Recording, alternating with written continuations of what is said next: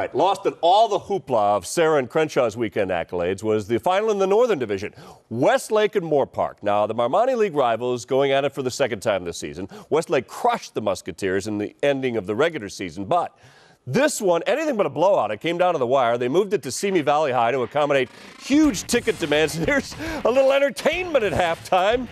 Finally figures out it's a football game, and yeah, a future star.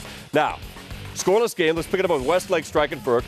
Nick Isham to Nelson Spruce. Just got in. Touchdown. Warriors up 7-0. Now make it 7-3 Westlake. Austin Edmondson gets it at about the 1. Moore Park would lead 10-7 late in the game. Then freshman Justin Moore would replace the injured Isham.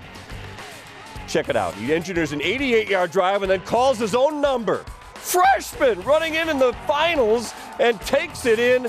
Westlake, they end it with a 14-10 win, 14-0 on the year. Amazing finish to this game as Westlake knocks off Moore Park.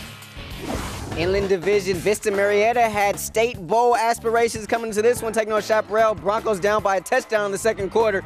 Derek Brown connects with Benji Madison, and there's nobody going to stop him. 43 yards, and the Broncos tie it at 7. Still in the second, Mitch Glassman for Chaparral takes off. He is gone. 21 yards for the score. That was it. No more points for Chaparral, and they win it 13-7. We go over to the Mid-Valley Division now. Monrovia against San Dimas in the rain. First half, San Dimas' Jordan Taylor takes the handoff and goes 29 yards for the touchdown. Look at him. Get out of the way. Easy does it. 10-0 San Dimas. Then Monrovia fights back. The Wildcats quarterback, Nick Bueno, takes from the 11-yard line in for the touchdown. Wildcats trail it 10-7, but that wasn't enough for Monrovia. San Dimas comes up with some great defense. Look at that. No Bueno, as Bueno stuff there. San Dimas gets the safety in the win, 12-7. Monrovia 0 for 9 in title games all time. Now we look at some other winners throughout this championship weekend. Upland, 19-7 win over Los Osos. In the Western Division, Maricosta knocks off Alemany. In the Southern Division, Garden Grove unable to finish their miraculous season for fallen teammate Kevin Tellis as they lose to La Mirada 49-27. Moving on to some other games, Linfield Christian a 9-6 squeaker over Rio Hondo Prep and St. Margaret's. Nobody can beat them except for Parker, but they win it 12-6 over Ontario Christian in the East Valley. Yeah, Garden Grove probably the shocker there. They had such an emotional season, losing one of their players during the year, and they were unbeaten going into that, but unfortunately come up a little bit short. Let's go back to that Westlake game. They're down 10-7.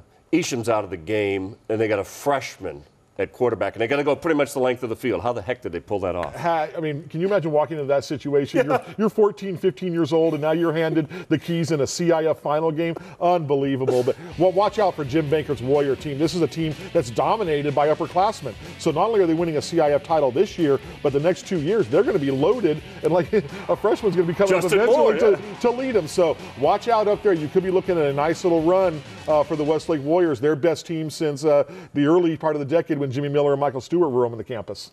Let's look forward to a little bit of recruiting. That's one of your strong points, one of your many strong points, Gary. But Hayes Pollard, great linebacker from Crenshaw High School, plays fullback as well. Do you have any inkling into where he's leaning? I know SC would love to have him. It's really going to be a USC-UCLA battle on this one. I wish I felt better about it in terms of him leaning to the Trojans right now. There are Bruin ties heavily at Crenshaw. Reggie Carter at Crenshaw Glad was patrolling the middle this year. Brian Price, obviously the Pac-10 Defensive Player of the Year, so there's a lot of ties there. But I heard there's some in his family who won him at SC, some who won him at UCLA, so it truly could come down to the wire on this one.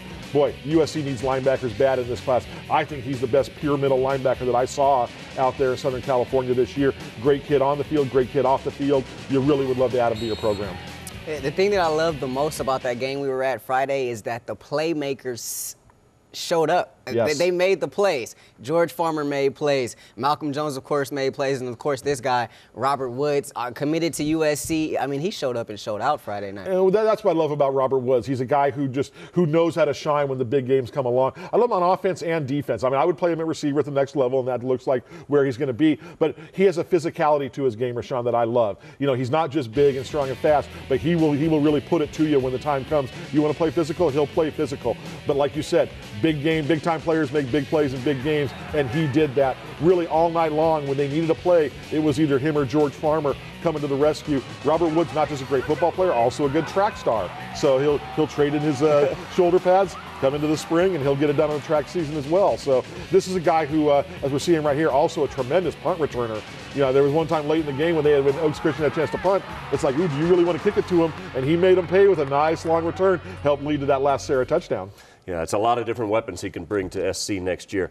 Jesse Scroggins already committed quite a while ago to SC, a natural quarterback. Is that what he's going to be there? Is he going to wait like most SC quarterbacks have to do to get their playing time? He is, and what I love about it is that Jesse is a tremendous raw talent.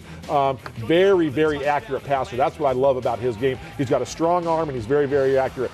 He's going to need time to physically develop. As you can see right here, he's a little on the skinny side for a college weight program. Get him in there for 2 years, let him develop behind Matt Barkley, and in a couple years, you're going to have a monster of a quarterback on your hands.